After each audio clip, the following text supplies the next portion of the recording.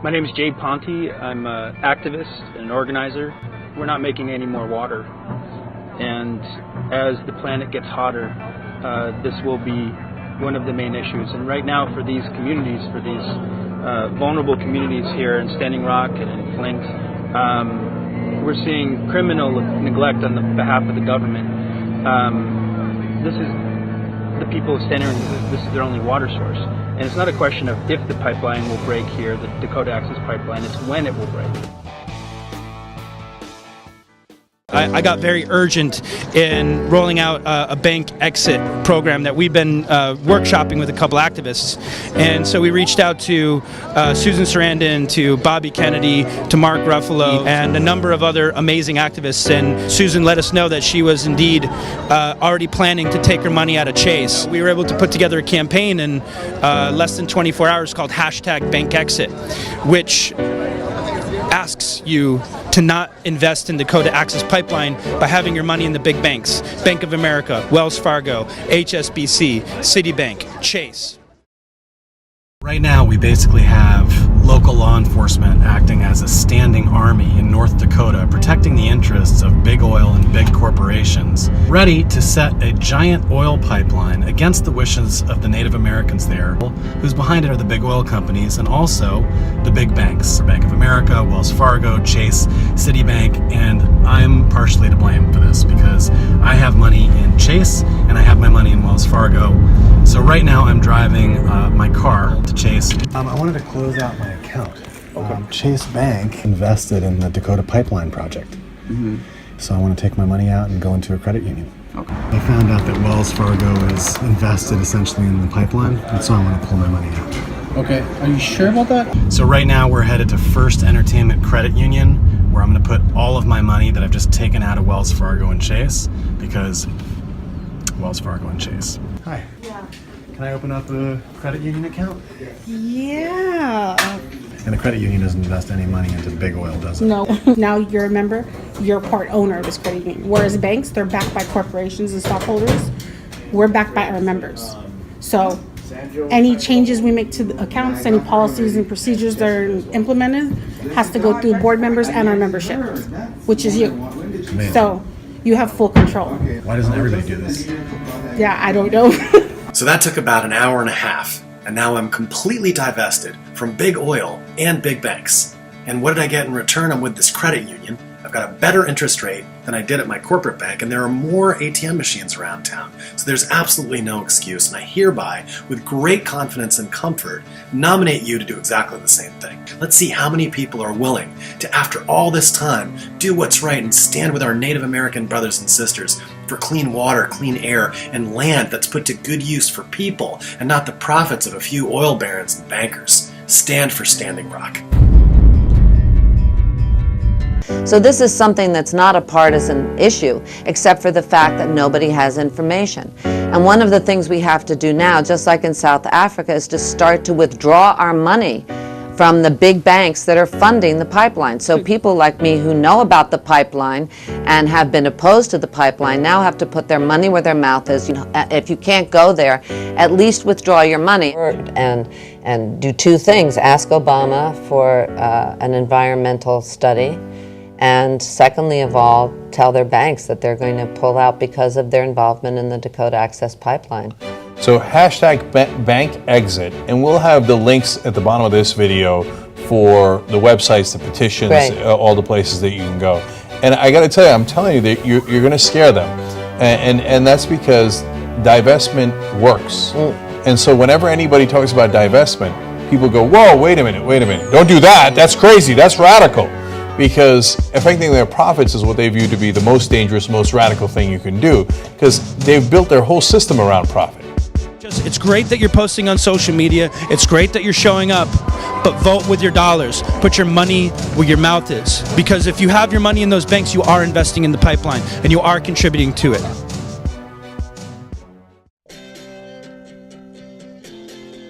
When I say Mini Wachoni, you say Mini Wachoni! Mini Wachoni! Mini Wachoni! Mini Wachoni! Look at how powerful you are! This is a moral imperative. We do not have time to have more pipelines. We do not have time to build more fracking sites, more fossil fuel extractions. We don't have time as a species. This pipeline represents 22 million new cars.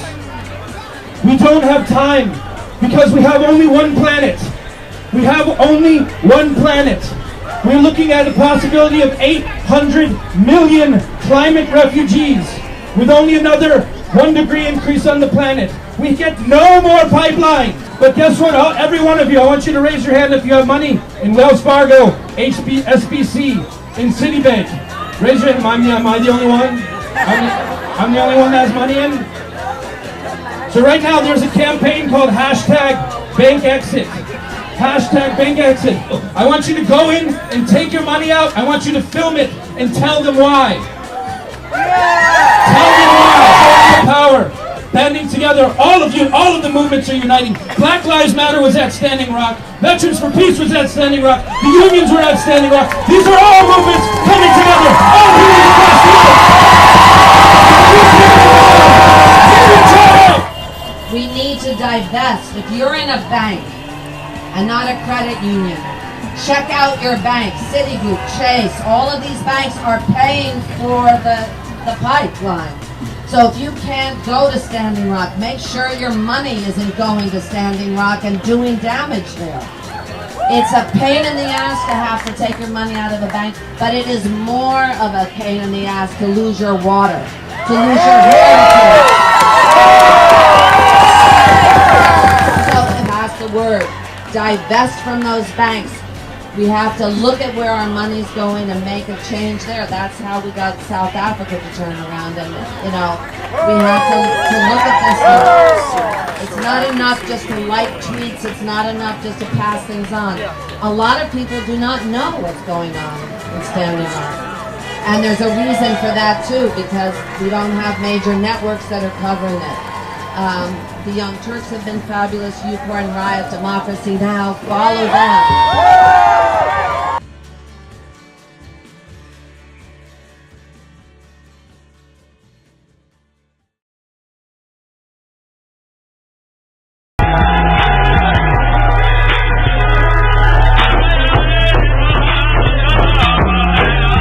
This is media malpractice. America, you have a right to know. You have a right to know what your government is doing. You have a right to know what these corporations are doing. We only have one planet, last I checked. To stand peacefully. This is not a protest. These are water protectors.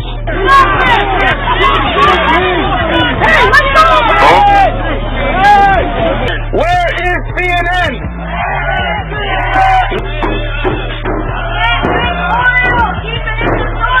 CNN, do your job. CNN, we see you.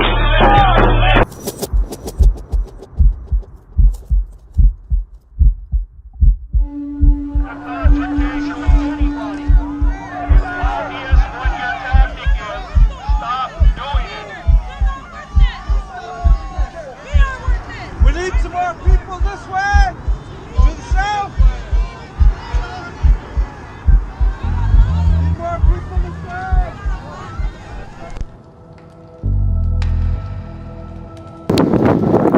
So as you can see, we're in a total whiteout blizzard here up at Standing Rock Reservation, and we got a report from the Army Corps of Engineers that they served an eviction notice to the Kamacheti-Sakowin camp, and I don't believe that anyone is intending to leave.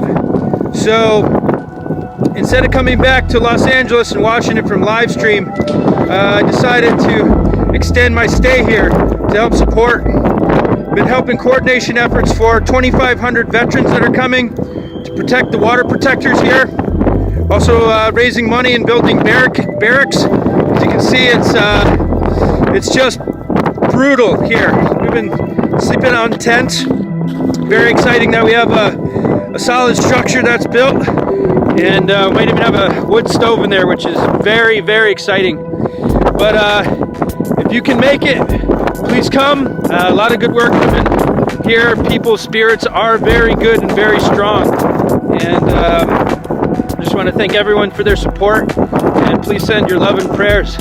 And as it's said here, and relatives, we're all related, and so please stand for Indigenous rights, against Indigenous genocide, for climate change. We have to fight climate change. Fight this fight.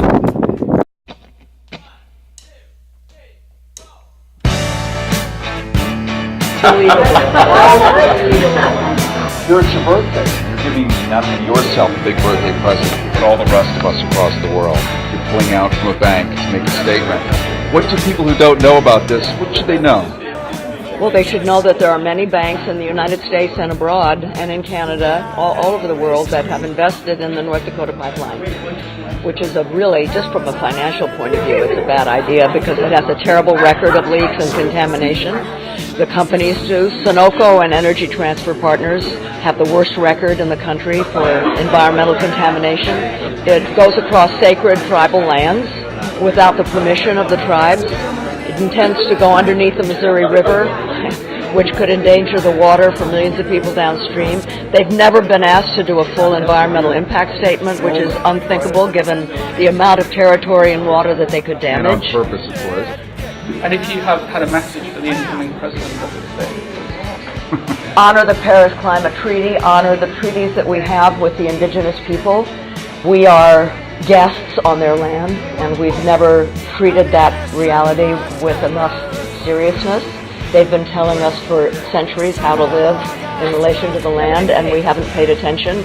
And now we're reaping what we sowed, and it's about time to start listening.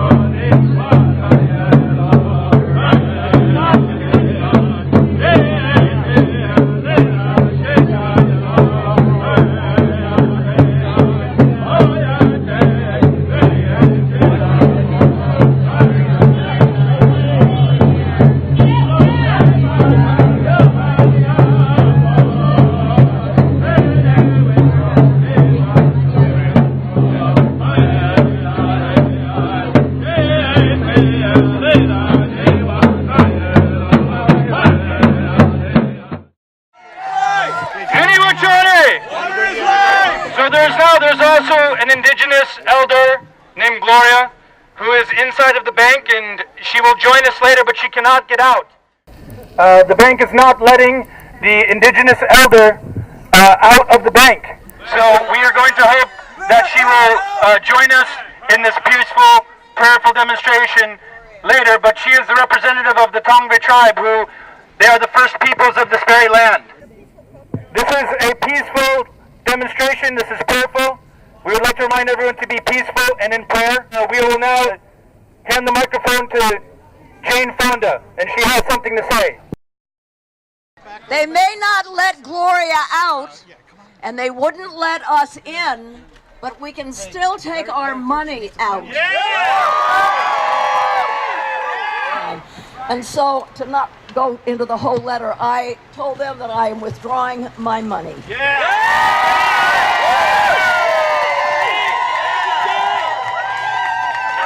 So originally the plan was to enter Wells Fargo so that Jane could read her divestment letter inside of the branch. They were ready for us, so they didn't let Jane Fonda in the bank.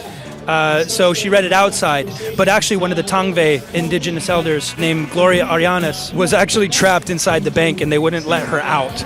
Well, I'd already taken my money out of Wells Fargo a couple of weeks ago, about Thanksgiving. And so it was just, I wanted to lend my voice and my presence to that.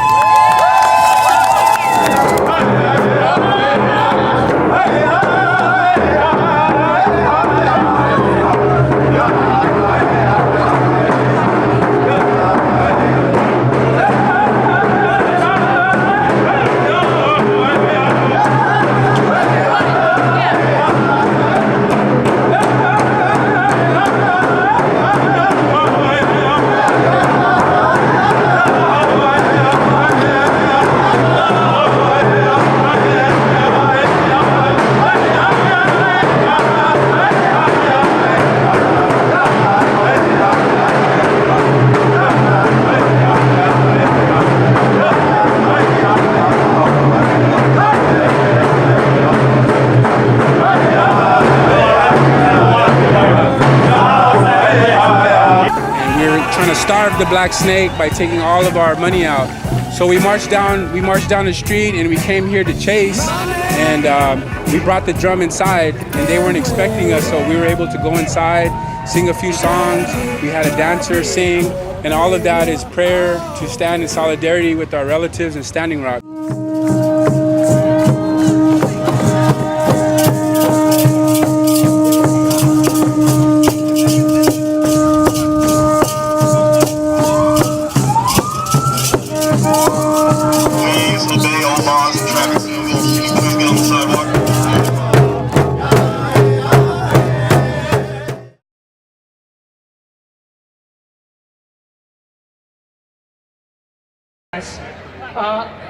How's everyone doing? My name is Connor Paulo, and we just want to interrupt things for a minute to acknowledge the fact that right now there's a fight continuing up at Standing Rock and all around this country, where there are illegal and immoral pipelines being pushed through indigenous lands, and that tonight we occupy and stand on indigenous Tongva lands. So while we celebrate and enjoy ourselves, we need to show respect and deference to the people that came before us and who remain here to this day.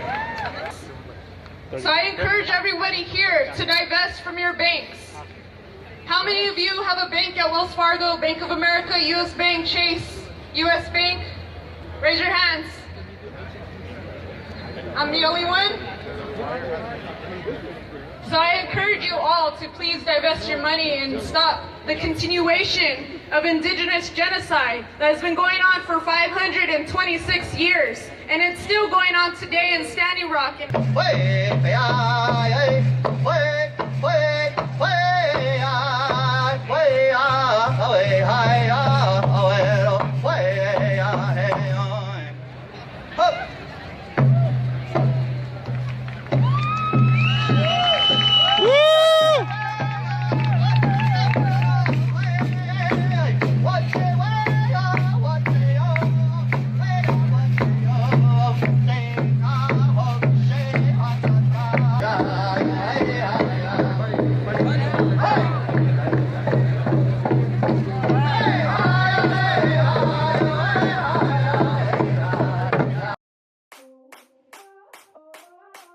So Phoenix, talk to us about the process then. Sure. So what did you guys do that led to divestment? So in the early stages, before we even launched that campaign, especially once Trump got elected, things started to go into overdrive. And the first phase of our mission was going to be to tackle divestment, but it was actually going to come from a more consumer-based. Obviously, you know very well bank exit, the idea of creating a campaign to get individuals to move their money. But the penny dropped when Kshama Sawant did what she did. And what we realized is you can leverage enormous amounts of power by changing what happens through the government, because with the single stroke of a pen, billions of dollars can be moved. And then just last month in December, after our Fair Wells Fargo rally that we had on the steps of City Hall, the city unanimously voted to pass the RFP contract, which then effectively disqualified Wells Fargo. This is a collective stand from Angelenos to have our city finances, our public funds, our tax dollars be in alignment with our values as Angelenos. We want our city funds to move into ethical banking institutions. Now, this is really significant because it's one of the few instances that I can think of over the past even decade where our government has really stood up to the oil industry and to the big banks. You know, Wells Fargo is going to lose $8 billion worth of business tomorrow, and that's exciting.